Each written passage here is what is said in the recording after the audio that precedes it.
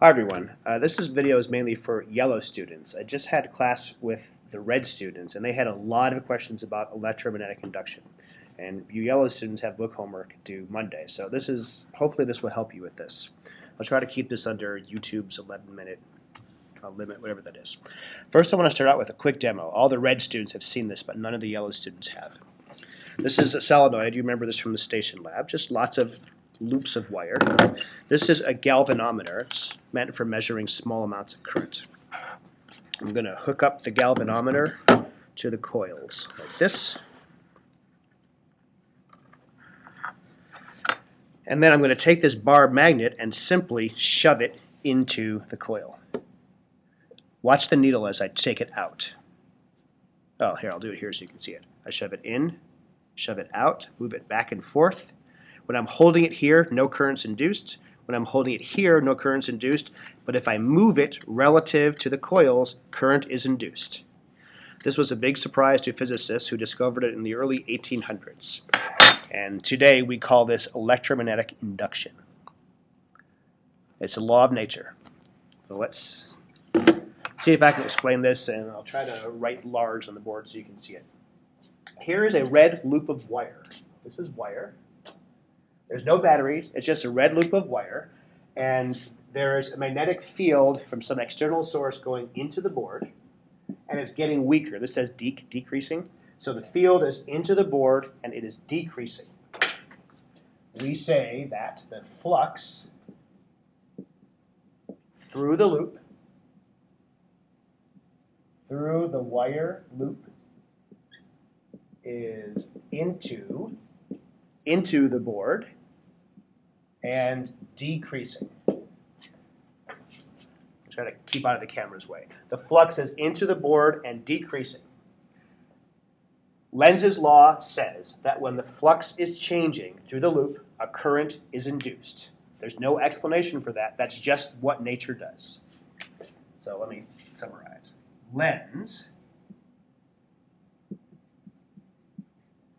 Lenz's law says two things. One, when flux through a loop changes,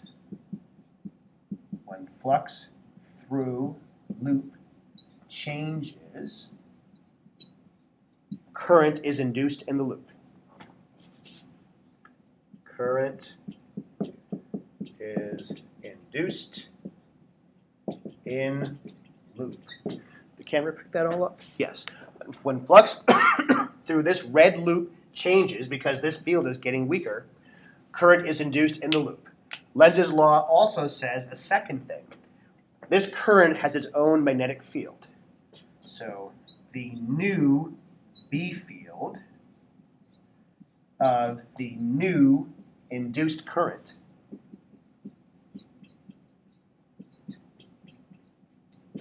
this new B field opposes the changing flux.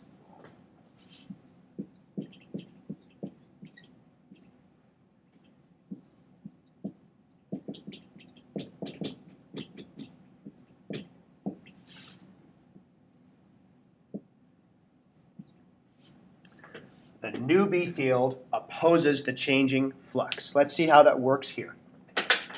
Right, here we have a weakening field into the board. So to maintain the status quo, we want to send new field into the board. If this black B field going into the board were getting stronger, the new red field would oppose it by pushing outward. But this black B field is pointing into the board getting weaker, so the new red magnetic field is going to point into the board. I'll draw that like this. There is the new B. New field will point into the board. So now the question is, what current in the wire can produce that field? Is it a clockwise current or a counterclockwise current? And of course, since I'm not telling you the sign of the current, we assume it's positive. So which of those two I's can send field into the board inside the loop? And the answer is, we're using our right hand for a positive current. It's not that one. That would come out of the board. It's this. This is the new I. That is the new I. and it sends field into the board, inside the loop, like this.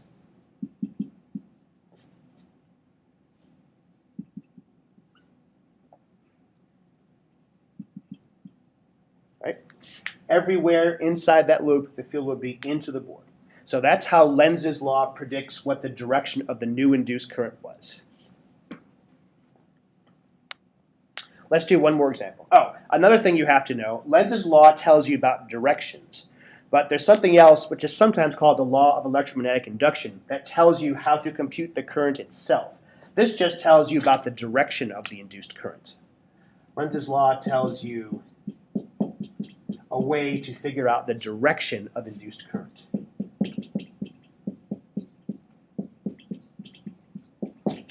Now, when we have a red current in this red wire, it's almost as if there's a battery hooked up to that wire.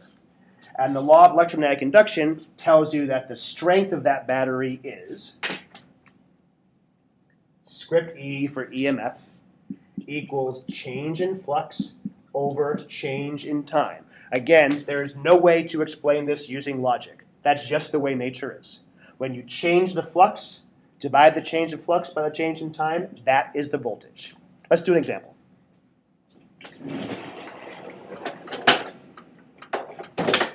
Have this already written up to save time. I want to keep within YouTube's 10 or 11 minute limit.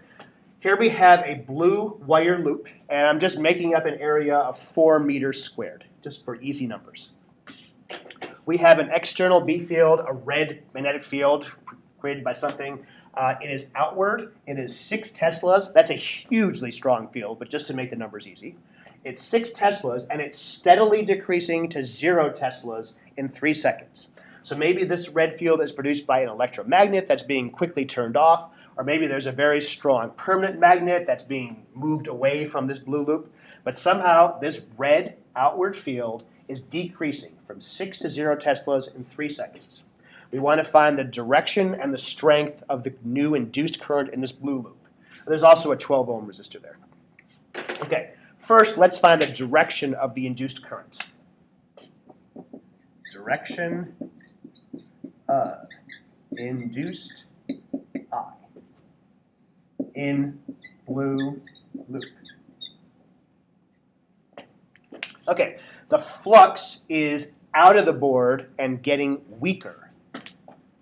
Flux is out and it's decreasing. So to counter that change, the new field will be out. New B is out.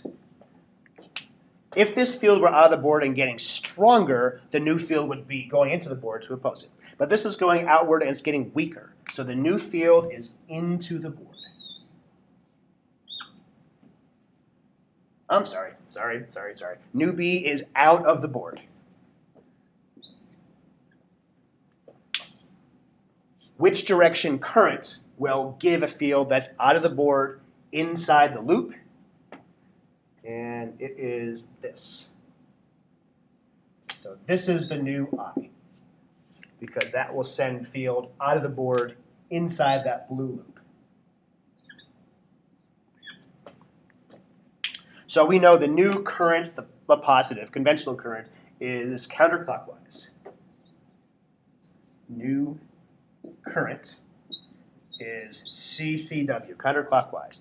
Now what about the magnitude of that current?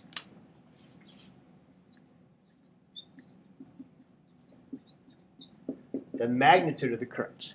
Well, this has a current in there. It's almost like there's a battery hooked up.